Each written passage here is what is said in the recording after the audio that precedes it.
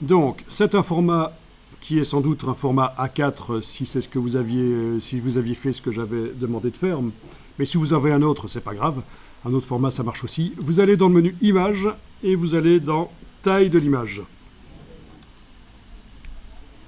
Et là, vous voyez le nombre de points qui constituent cette image. 2480 sur 3508, c'est sans doute ce que vous avez des pixels. Donc c'est assez bien de points. Si je fais le petit calcul ici, 2480 fois 3508, j'obtiens 8 700 000 pixels. Donc dans cette image, il y a 8 700 000 points. C'est pas mal.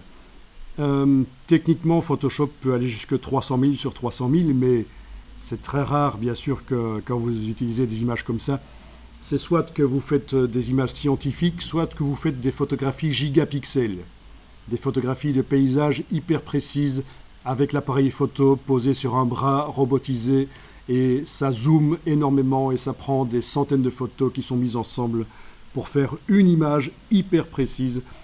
Mais donc voilà, ça c'est un format d'image habituel dans Photoshop, à peu près 3000 sur 3000 pixels, c'est bien. Et vous avez les dimensions en centimètres et la densité des pixels que certains connaissent peut-être déjà, ce qu'on appelle la résolution.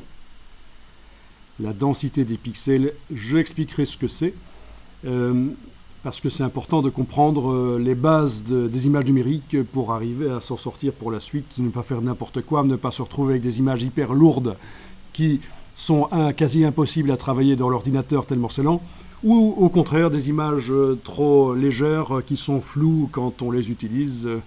Donc il y a des choses à comprendre ici.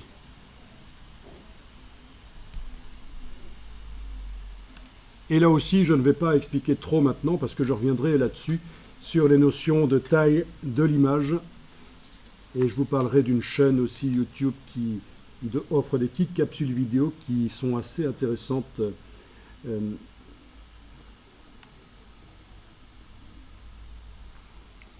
Mais donc voilà, déjà première approche. Alors oui, ce qui est important à comprendre dans Photoshop, c'est que quand vous êtes créatif, il ne faut pas vous enfermer dans un format. C'est-à-dire, vous devez faire une affiche format A3 par exemple. Bon, je vous montre ici. Ne le faites pas, je vous montre. Je vais dans Fichier nouveau, dans la partie Impression. Voilà, je vais définir que mon format c'est 420 sur 297 mm, c'est un format A3. OK ? Et voilà mon affiche format A3 horizontal. Ouais.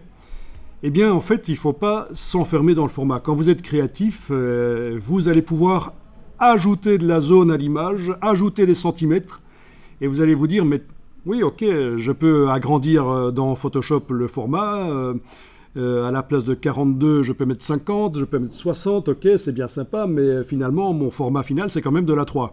Eh bien, vous allez voir que ça n'a absolument aucune importance, qu'il faut absolument vous libérer de cette contrainte du format. Parce que après, quand votre composition est terminée, vous allez pouvoir l'amener dans un format A3 dans le logiciel Adobe InDesign.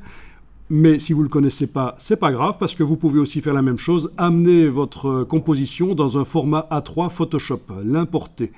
Vous allez voir que c'est vraiment extrêmement important d'arriver à se libérer du format quand on est créatif, ne pas être contraint par le format final. On va importer la composition finale dans le vrai format et le repositionner, le recadrer.